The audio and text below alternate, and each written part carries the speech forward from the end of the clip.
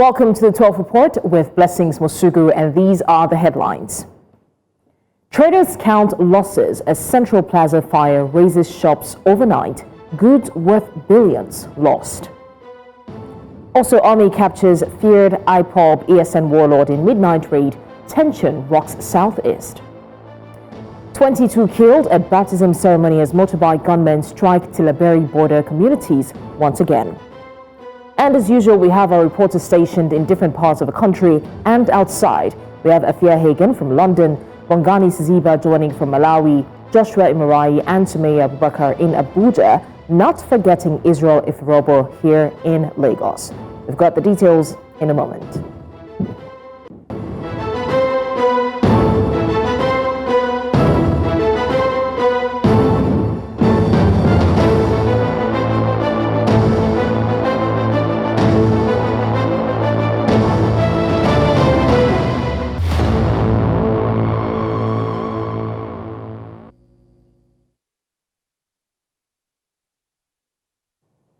And now to the stories. In Lagos, a major fire outbreak at Afriland Tower, a 6-story commercial building on Broad Street, left 4 people critically injured and sparked panic across the busy business district. The blaze, which began around 1:30 p.m. in the basement inverter room, quickly spread, filling several floors with thick smoke. Chaos erupted as occupants scrambled to escape, some through ladders and windows. Firefighters from Ebute Lefon and Sari Gomu stations battled the flames, rescuing 9 people. Officials say 5 victims were resuscitated at the scene, while 4 remain in critical condition and are receiving urgent medical care. Authorities have opened an investigation into the cause of the fire as emergency services continue to secure the building and restore order in the commercial hub. Still talking about infernos, traders at Central Plaza, Mandilas on Lagos Island are counting their losses after a massive fire ripped through the complex overnight. The blaze, which started at around 8 p.m., raged through the night as firefighters battled to bring it under control. By morning, emergency services confirmed the fire had been contained, but not before goods worth billions of naira were destroyed. Security operatives remain on ground as recovery efforts continue. I'm now joined by my colleague, News Central's correspondent Israel Eferobor, who in fact has been covering the story and is currently live at the scene. Israel Eferobor, thanks for joining us. And might I add, that was a brave move yesterday, and I'm sorry about the harassment. First off, are you safe where you are? Well, many thanks, Blessings, for that. Yes, I'm safe. But the situation here is still a bit volatile as the people here are eager to get into the market and try to see if they can salvage the goods that are remaining in this shop that you see behind me here. So quickly, let's tell you exactly what we have been able to gather since we got on the ground this morning as early as 6 a.m. What you see behind me right now is the wreckage from the Central Plaza that occurred just last night. So far, so good. We understand that 4 buildings were affected from this particular inferno that we still do not understand or know the cause of this fire at this point in time. And speaking of security situation right here, there are some officials now. Karina, I need you to turn that camera. Let them see what's going on here right now. So these are officials from the CBD. They are here with officials from the NSCDC as well, and they are all here to assess the situation. They just chased away people who were just gathered around this place. You can see this red and white tape. It has been barred from this place to ensure that people do not come into the area, because according to them, the buildings right here are all distressed right now and they could collapse at any point in time. That is what the fear is right now. Just so you know, we have the security officials on the ground, NEMA officials on the ground as well, doing on-the-spot assessments, and we also do have people coming through to ensure that everything here works the way it should work in terms of emergency services. According to NEMA, they will be on the ground to assess the situation and try to see how they can go ahead to see how they can actually help the people in this area. Talking about those that have lost businesses, those that have lost their livelihood from this inferno. The police services are also on ground. The force, they've been on the ground as well to provide security. So much is still happening here right now. In the coming days, there will be so much more information that will be coming through from this place. The issue of buildings on the island, how accessible they are, how safe they are, so many safety precautions that there are some people say might have been overlooked that could have been the cause of this fire. Blessings. Israel Eferobor, thank you for the update on that. We'll definitely find out. I mean, at this time, we can't exactly say how many properties and how many people have been affected, but we saw clips of people crying and mourning the loss of the goods and the properties. But thank you for the update. Let's go now to Rivers State, where the 18th day of March 2025 will remain historic in Rivers politics with the suspension of Governor Israel Eferobor, his deputy Ngozi Odu, and all elected members of the State House of Assembly for 6 months. As a 6-month emergency rule nears its end, Rivers people are weighing their gains and losses. News Central's Biola Festus has the report. The early days of the emergency rule saw protests and counter-protests, with allies of the FCT minister welcoming the proclamation, while known supporters of the suspended governor faulted it. Lawyers, judges are saying, ordinary people are saying what has happened in Rivers State should never have happened. We thank Mr. President for declaring a state of emergency in Rivers State. We are grateful, we are at peace with it, and we are living well with it. However, after meetings and consultations with President Tinubu by both the suspended governor and the FCT minister, they publicly declared to put aside their differences, assuring the people of their intention to work in synergy. With the help of Mr. President and the agreement of the leaders of the states, rural leader, peace has returned. All agreed to work together with the governor, and the governor also agreed to work together with all of us. After that public appearance by Wike and Fubara, both have maintained silence about their relationship, giving room for speculations on the peace deal, fueling discussions among political watchers and civil society organizations. Meanwhile, even as the emergency rule winds up, arguments about its essence have dominated discussions, and questions on whether the emergency rule has accomplished its purpose still linger. What we are thinking was that IBAS was going to first investigate the cause of the oil pollution or spillage that took place in Rivers State that actually called the attention of Mr. President for declaring a state of emergency in Rivers State.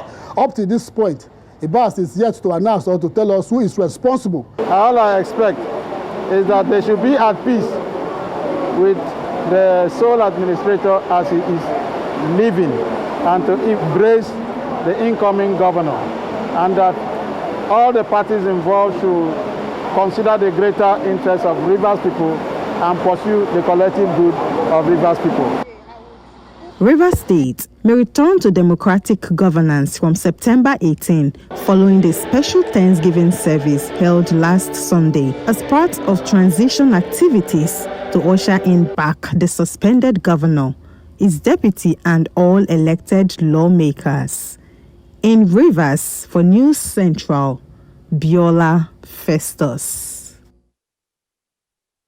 The National Drug Law Enforcement Agency has confirmed the release of 3 Nigerians who were wrongly arrested in Saudi Arabia on drug trafficking allegations. The victims, Mariam Abdullahi, Baji Aminu, and Abdulhamid Sadiq, were cleared after investigations proved their innocence. NDLEA spokesperson Femi Babafemi says the trio are already on their way back to Nigeria. Our correspondent Joshua Marai joins us live from Abuja now to give us more update. Joshua, this is certainly good news. What more details can you share about the release and about their return? Well, good afternoon, Blessing. The NDLEA shall declare and release of this individual to lead property as a result of personal and individual by the Director General of the NDLEA, who on several attempts It says his counterpart, that's the Saudi government enforcement agency, who interface with them regularly and ensure that these individuals were released. And also, the NDA says that this was made possible due to actionable intelligence by several government institutions and authorities, particularly the Ministry of Aviation and Airspace Development, the DSSP, APSC, and other agencies who came together to ensure that the truth is unraveled and to secure the release of these individuals. So, what's the latest on the people that were arrested here in Nigeria over the alleged frame-up?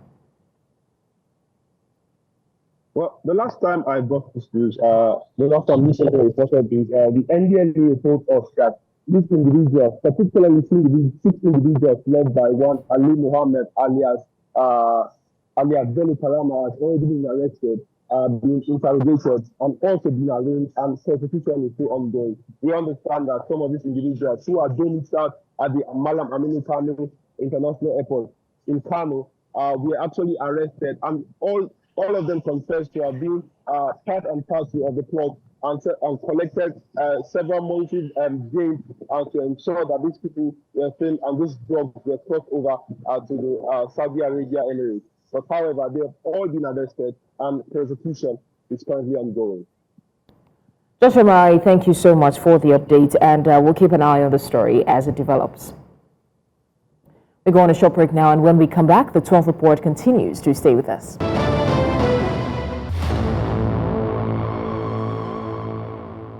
Many thanks for staying with us on the 12 report. A new directive in Niger State is sparking heated debate across Nigeria. Governor Umar Bago has ordered that both Muslim and Christian clerics must now seek government approval before delivering their sermons. Authorities insist the measure is to curb hate preaching and insecurity. But critics argue it could trample on religious freedom guaranteed by the Constitution. Our correspondent, Sumaya Abubakar, has been speaking to clerics, worshippers, and legal experts in Abuja, and she joins us live to give us more updates on that now. Sumaya, what are the clerics and worshippers in Abuja telling you about this controversial directive? Good afternoon, Blessings. I would say this is the one situation that happened, a directive so far that has not been passed. The State Assembly have not made any efforts to pass the bill yet, so it's still hanging. Happening in Niger State, but yes, it has generated conversation in not just Niger, but Abuja and across the country. So I was able to talk to Archbishop and of the Dominion Chapel. One thing he said is that the Holy Spirit is what leads him, and leads all the Christian clerics in terms of what they say. And he said that even though sometimes maybe when they push for them to submit these sermons before that they will do it, but then Holy Spirit might lead them differently. So he is of the opinion that this is something that would not work in terms of, holding the clerics accountable. Now, I was able to talk to an Islamic cleric, and one thing that he said, which was really surprising because it was totally contradicting what the Archbishop said.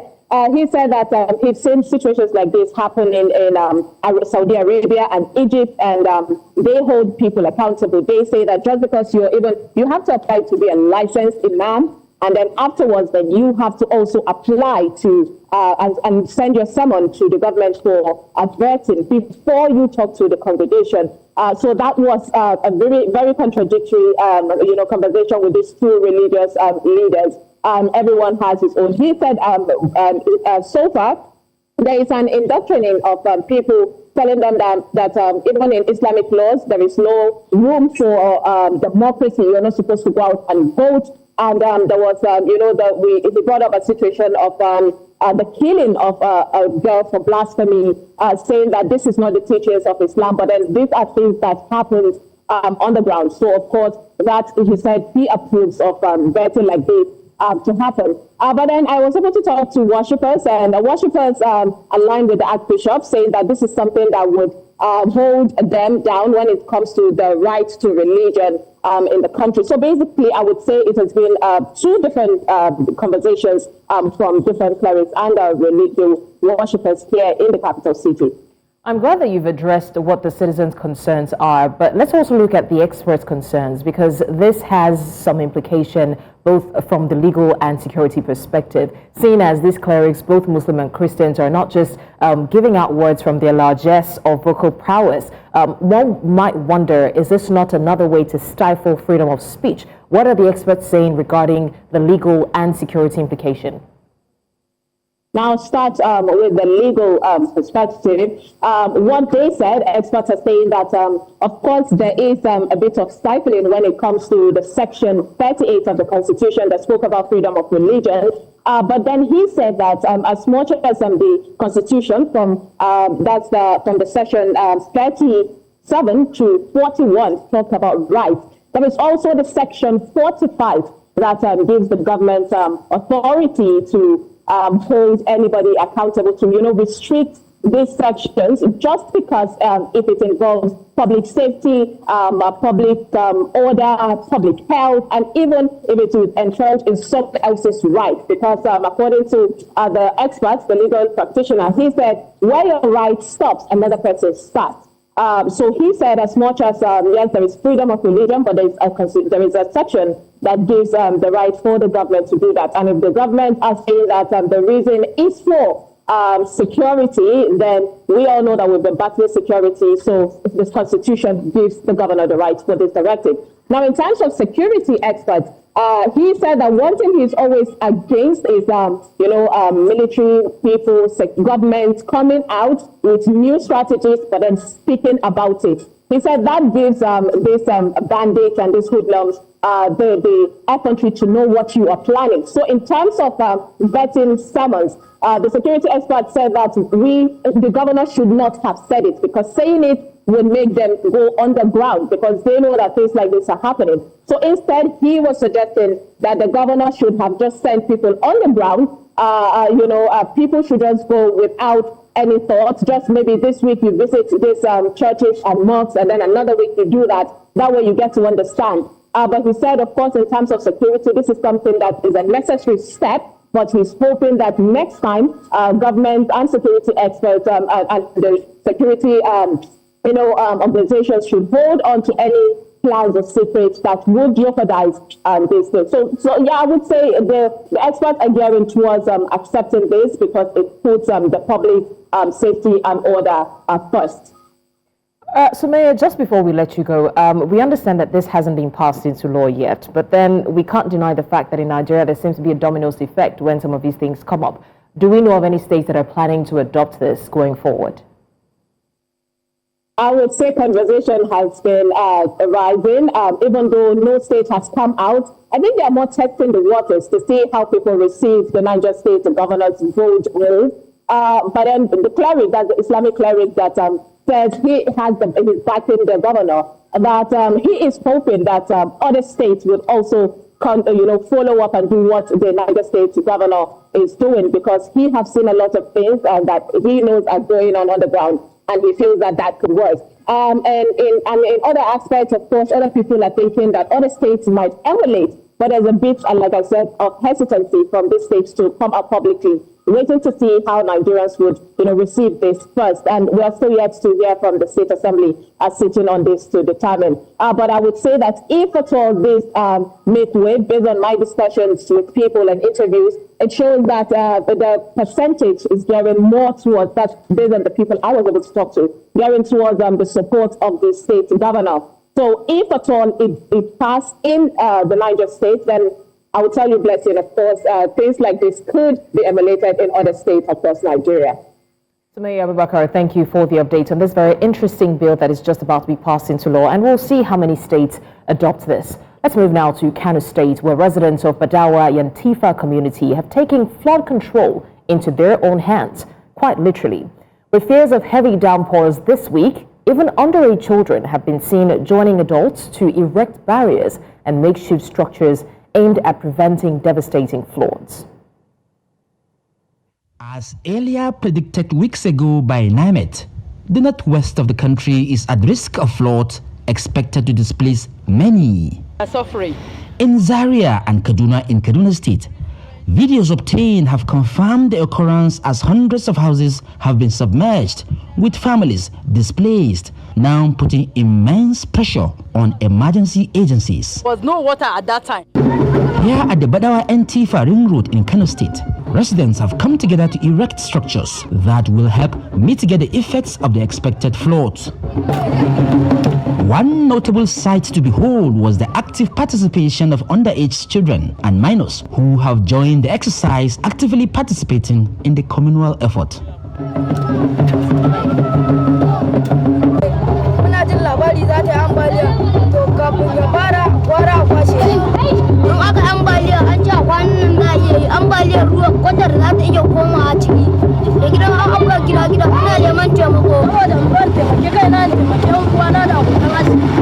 The community leaders say they are using everything available to motivate residents to join the exercise.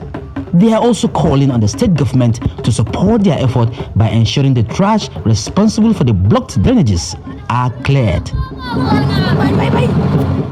Sati na farko da muka yi da na biyu da muka yi, gwamnati ta zo ta kwashe mana wannan kayan shara da muka fito da shi, kuma muna godiya, Allah ya saka mata da alkhairi. Sannan yau ma kuma muna da kira da ita kamar yadda muka yi asabar da yau kuma Lahadi, muna son a sake fitowa ranar a cikin ranakun aiki a zo a share mana kan titin nan, a kwashe mana wannan kaya, da gyara mana wannan fitocin. For the residents of Badawa Antifa Ring Road, their effort is a clarion call to citizens in other communities to do what they can do to mitigate the effects of flooding in their communities. In Kano for News Central, Emmanuel Bagudu. Well, my colleague, our correspondent Emmanuel Bagudu, who put together that package, has been following the developments and now joins us live. Emmanuel Bagudu, we can see a very impressive level of community effort, to make things right in that region. What is the scale of community efforts? How intense is it? How do they work hand in hand to right the wrongs, despite the fact that nothing has been done by the higher authorities yet? Yes, very serious, efforts. The scale is very high.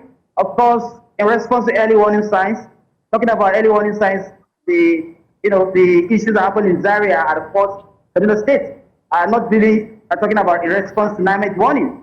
They saw a lot of people being displaced in Zaria and Kaduna. They don't want that to happen. So they are using every means, all the necessary resources they have. They are using cultural resources. They are using human resources. They are using material resources. Everything they have voluntarily to make sure that they build these barriers, build these structures to stop this flood from happening. Because it used to happen in Jigawa, it used to happen in the state. Of course, it just happened in the neighboring state, Zaria, and of course, Kaduna. They don't want to imagine that happening to them because over the years, the population in the state have increased, and they don't want any kind of occurrence of such a manner to happen to them. So they mentioned it clearly that they will continue to use everything they can. You can see children there, underage children being involved. The only people you cannot see there are women. So they said they use everything. They use cultural drums to go around the communities to bring people out, to come out for this exercise. All in the bid to prevent this flood from happening. Yeah, thank you. So, Emmanuel, that's one angle that I would like to discuss. You mentioned that women are not found there, but we see children being compelled, or for lack of a better word, forced to participate in such dangerous flood control measures. Why is that? Well, it's an average Hausa community is not, teach children values as young as they are while they're growing up. So you can see the excitement about the children. It's all about learning, I think. It's not just about nobody's being coerced. If you look at the nature, if you look at the way the children are struggling, they are even dragging, they are competing who is going to speak on camera. So it's about learning. And the community members made it clear to us that it's not about child abuse, it's not about child labor. It's about learning. And they feel it's time to teach the children the dangerous part of flood while they are growing up, because these parents say they may not be there tomorrow. And these children have to, it's good that they start learning the control measures of flood while they are young. And as they grow up, of course, they should be able to tame the effect of flood to the barest minimum. So that's what they say. So it's not about child labor, it's all about learning informally in the society. Yeah, thank you. Emmanuel, before we let you go, I would like to find out if there has been any response whatsoever from state authorities or emergency agencies regarding this in Kano State. Right, we had an extensive conversation just now with Emmanuel Bagudu on the state of the flood controls in Kano State, and we're hoping that the government intervenes very soon. Sanitary inspectors will henceforth visit homes and businesses to ensure strict compliance by residents to the acceptable hygiene standards set by the state government. The Commissioner for Environment, Philemon Obunda, revealed this on Monday during a press briefing, which forms part of the resolutions of the State Executive Council. News Central's Chinwe Ugele has the details. The essence of the whole sanitary inspection thing is for the citizens and residents of Abia State to begin to take seriously issues of sanitation. To every community, village head, traditional ruler should be part of this campaign and ensure that Abia, not only in Aba and Umuahia, are judged clean. Abia State residents are looking forward to having the inspectors come around to commence their sanitary assignment, which, according to them, had tremendous impact on the environment when same was in force. I can remember when we were young, they normally come to our houses and they inspect our toilets, bedrooms, and if you hear that they are coming, everyone has to be on deck. While the state government has said that imposing fines or extorting the masses is not the reasons for the exercise, it warns that defaulters will definitely be sanctioned. The objective of government is not to generate revenue, no, is to make sure our environment is clean. So the sanitary inspectors have a duty to make sure that they do their job professionally. Also, some stakeholders have expressed concerns that the officials may jeopardize the program by abusing their powers. Then the public itself, most of us are there too to corrupt them. But the special advisor on media and publicity, Ferdinand Ekoma, says there is no cause for alarm as government has resolved to pay the inspectors special allowances. That alone shows how committed the government is to ensure that this succeeds and that people are not extorted. The residents are optimistic that the newly introduced policy, if executed effectively by the officials, will help keep their community clean and safe from any form of diseases. When you enter their toilet, most of their toilets, you feel like running away. For example, schools. There was a particular time I went to enroll my child inside to one of the public schools. What I saw there was like, who is even in charge of this very place? Because when you go to our public schools, you see students defecating everywhere, and to the detriment of other people. When you go to people that are living at the outskirts of the town, every bush becomes their toilet. If such inspection comes into be, at least one will organize themselves. And the ones they are doing for the houses, we help the environment. Everyone is expected to open their doors to the sanitary inspectors when they come knocking in Umuahia. For News Central, Chinwe.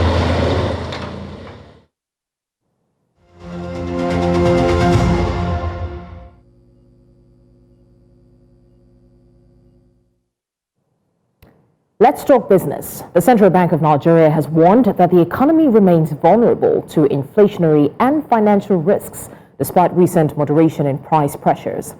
Headline inflation eased to 20.12% in August from 21.88% in July, driven by slower food and core inflation, according to NBS data. CBN Governor Olayemi Cardoso said inflation remains too slow to justify easing, stressing the need for tighter monetary policy and more market-based tools to improve transmission and attract investment. MPC members reiterated commitment to sustaining a tight stance until inflation falls significantly, citing weak FDI inflows and the need for deeper domestic capital markets. The Nigerian Upstream Petroleum Regulatory Commission, NUPRC, has secured 28 new field development plans worth $18.2 billion, unlocking 1.4 billion barrels of oil and 5.4 trillion cubic feet of gas. NUPRC Chief Executive Benga Komolafe announced this at Africa Oil Week in Accra, noting the projects will add 591,000 barrels of oil per day and 2.1 billion standard cubic feet of gas. He highlighted reforms under the Petroleum Industry Act, which have boosted recount from 8 in 2021 to 43 in 2025. Komolafe also cited recent $5 billion and $500 million investments, licensing round successes, and rising investor interest in Nigeria's upstream sector.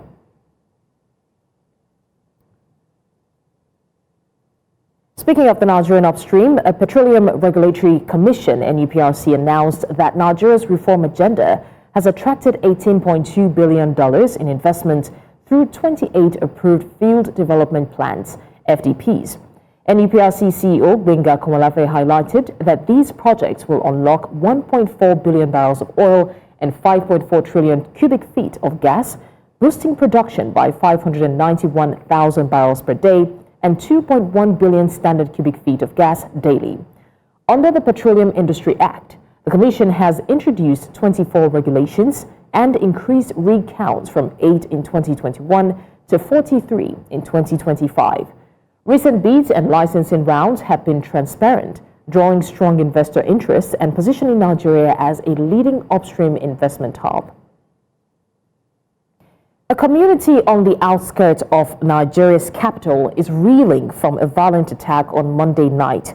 One person was reportedly killed and at least 2 others assaulted after suspected kidnappers stormed Bebi in settlement right next to the highbrow Asokoro district.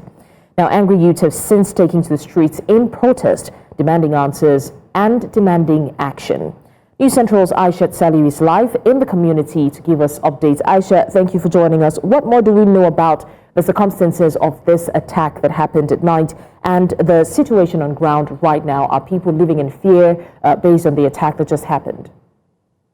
Thank you so much, Blessings. Well, right now I'm in the community where this particular attack happened, and I'm standing right in the family home of the person, a vigilante member who was killed Monday night. And from what we gathered so far, the members of the community, they have really started expressing anger, bitterness, and anguish from what has happened. One of the vigilante members was killed, and allegedly 2 females were assaulted and raped. That's what actually happened, allegedly. And we're here in the community to find out how this happened and what has been the security situation in the community. I have here with me head of the vigilante in the community who will bring us up to date. Please join me. Good afternoon, sir. Good afternoon. Yes, please. Can you tell us what has been the security situation in this community, even right before Monday night and even after what happened Monday night until now? Okay, thank you very much. We have been having a series of kidnapping in this community over 2 to 3 years. And we are not far from Muke's house. 4 kilometers from Muke's house. We have been suffering in this place. They have done kidnapping in this community for over more than 10 times. Many times they have come to this place, and we vigilantes don't have anything to face these people. Those people carry AK-47. Always at night they will call us. We don't sleep. And if we don't sleep, how can we engage these people? There's no how we can engage. We have men. We have our men that are ready to fight. If something happens, we are the first contact that the community will call. But when we reach there, we are helpless. We don't have anything to defend ourselves. What happened on that Monday night? Even right before then, last month, they kidnapped 3 people on that road. And immediately they called us. We were on ground before even the police came. So when we were on ground and the DPO came, we were able to carry the victims, the ones that they shot at the leg, and took him to the hospital. So since then, the DPO has told us that, okay, this thing that is happening, all of them cannot do it alone. We should assist them. Then I complain as the head of the vigilante that we don't have weapons. We cannot start on that lonely road. But the DPO assure us that they are going to do something and with the community. Okay, we agree. So I have to package my men that, okay, we should go there to secure the residents because this is our home. This is why our mom and dad and even me and my wife and children, we are staying. If you don't secure that place, it can be me, it can be anybody. So we have to send our men to that place. So on that Monday night when they were there trying to make sure that the road is safe for every resident, that is when these kidnappers just appeared. They did not even see them because there's cashews there. They hide there and be watching our men. They started opening fire on my men. And they killed one of my personnel, and one he was shot at the lamp. So, but that one, he did not die. He's in the hospital receiving treatment. All right, but my commander, me? who is the head of this other side of the community, has been trying his best. Is one that died. Okay. Now that this has happened, has this been officially reported to the Nigerian police, and what's the action so far? Nigerian police is aware of. All right, that's News Central's correspondent Aisha Sally reporting on the attack on a community on the outskirts of Nigeria's capital, the FCT. We turn to Malawi's 2025 elections, a pivotal moment for the nation of over 21 million people. Despite the tense political atmosphere and repeated calls for civic engagement, voter registration fell short, with only about 7 million people signing up to cast their ballot. Electoral Commission Chairperson Justice Annabel Mtamanja says results are still being collated from across the district and has urged citizens to remain patient. Our correspondent, Bongani Siziba, is in Malawi and joins us live now with more. Bongani, the turnout, as we know it, has been a major talking point. What's driving this low participation, if you can hear me? Yes, a very good afternoon to you. The atmosphere here is charged, a big sense of anticipation and hope among many citizens. But unfortunately, according to the Malawi Electoral Commission Chairperson Justice Annabel Mtalimanji, results are still incoming for now, no figures to be given for now.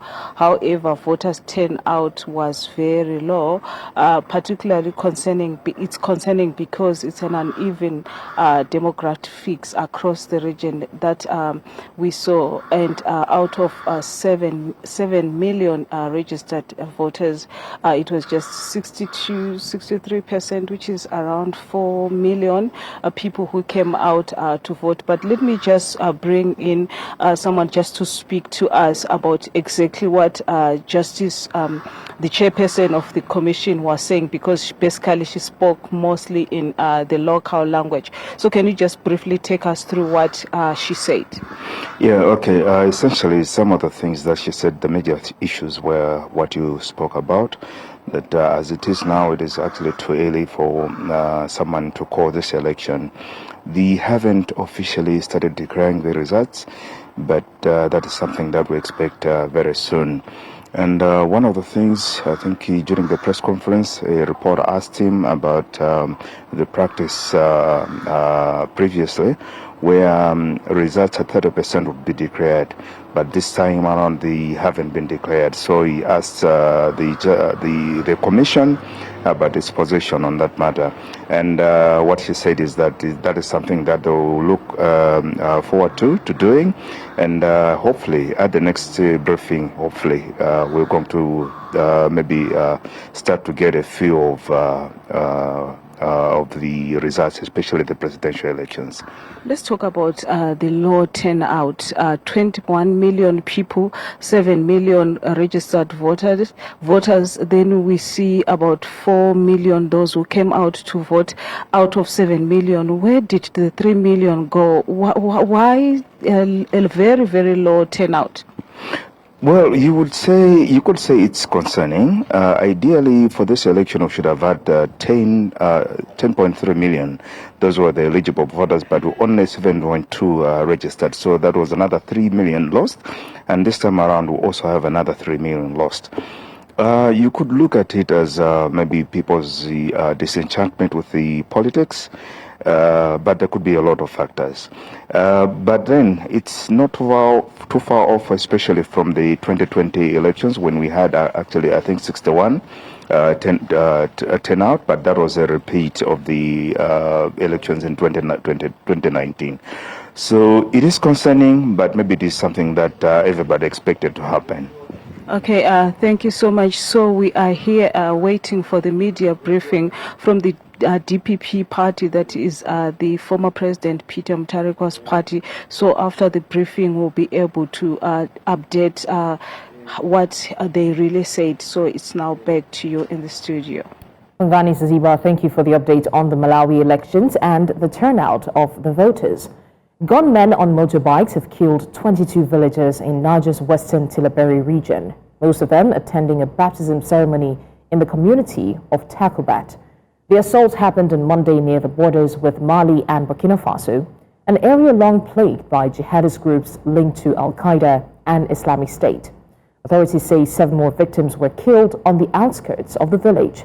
Despite a strong military presence, Niger's junta-led government has struggled to curb the violence. Rights groups estimate that hundreds of civilians have been killed in Tilbury this year alone. Coming up on the news, Trump in London for second UK state trip.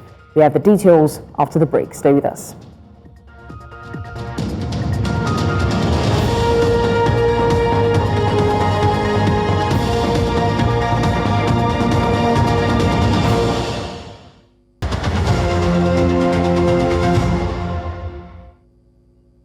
Now, a look outside the African continent. US President Donald Trump has arrived in Britain for a rare second state visit, getting the full royal treatment once again. He and his wife, Melania, were greeted with a guard of honor at Stansted Airport before heading to Windsor Castle. King Charles III is set to host Trump on Wednesday with a banquet and carriage ride, while a meeting with Prime Minister Keir Starmer is scheduled for Thursday. Security is tight, with Trump's schedule keeping him away from central London, though small protests have already popped up near Windsor. For more on this, I'm joined by our senior international correspondent, anchor Afia Hagen. Afia, tell us, what's the atmosphere in Windsor where you are? Well, it's a gloomy start here in Windsor today, but it's very, very busy. The world media has turned out to try and figure out what's going on in the walls of Windsor Castle behind me. Now, we saw Trump flying overhead in a helicopter. Marine One landed in Windsor Castle. Donald Trump and Melania Trump were then greeted by the Prince and Princess of Wales, and then King Charles and Queen Camilla. A carriage ride and procession will be going on behind the castle walls behind me, as well as inspection of the troops. More troops out than ever before, than has ever been seen before, for a state visit. And British officials making sure that Donald Trump knows that this state visit is bigger, better, faster, more than his last one. From this state visit by Trump, what can we expect? Well, today is all about the pomp and the pageantry, and no one does it like the royal family. So it's all about making sure that Trump feels welcome, and he loves anything to do with the monarchy. Had a deep affinity for Queen Elizabeth II, has the same for King Charles III. So it's all about him being butted up essentially by the royal family. They are the secret weapons of diplomacy that have been rolled out. So like I said, today they will be inspecting the troops. There's that carriage ride as well. Later on, King Charles and Donald Trump will be at the state banquet this evening. That's really the showpiece event of this whole thing. And that's where invited guests will be at this huge banquet in Windsor Castle. Everyone turned out in their fineries. But like I said, this is all about King Charles III, chief diplomat of the United Kingdom, making sure that he keeps the US President Donald Trump on side. Afia Hagen, thank you for the update on that. We'll definitely keep abreast of the situation to find out how the meeting turns out and the visitation. Thank you. They say lightning doesn't strike twice in the same place, but apparently nobody told fire about that rule, especially not on Lagos Island, where yesterday felt like a coincidence and more like a cruel joke. Now, the morning started with Afriland Tower on Broad Street going up in flames, and I'm talking people were in the buildings scampering. 9 people were rescued. Some needed revival on site. Workers escaped down ladders like something out of an action movie. The culprit, reportedly an inverter room that decided to turn itself into a furnace. But Lagos wasn't done with its fiery drama. Just a few hours later, another blaze tore through the Mandilas Central Plaza market area, consuming not just goods, but entire livelihoods. Years of traders' investments were reduced to ash in minutes. And just to add insult to injury, when News Central's crew arrived to document the devastation, touts tried to chase them away, because apparently, when your city is burning, the solution is to silence the people trying to tell the story. But here's what's really burning. This wasn't bad luck. This was Lagos Island's aging infrastructure finally sending a very expensive invoice. Overloaded inverters, dodgy wiring, markets that were built when safety codes were more like safety suggestions. The question isn't whether this was a coincidence. It's why we keep having the same conversation after every blaze. Lagos needs proper electrical audits, fire safety that's actually enforced, and insurance schemes that don't treat small traders like afterthoughts. Fire keeps teaching Lagos the same lesson, and we keep failing the test over and over again. Prevention saves more than firefighting ever can.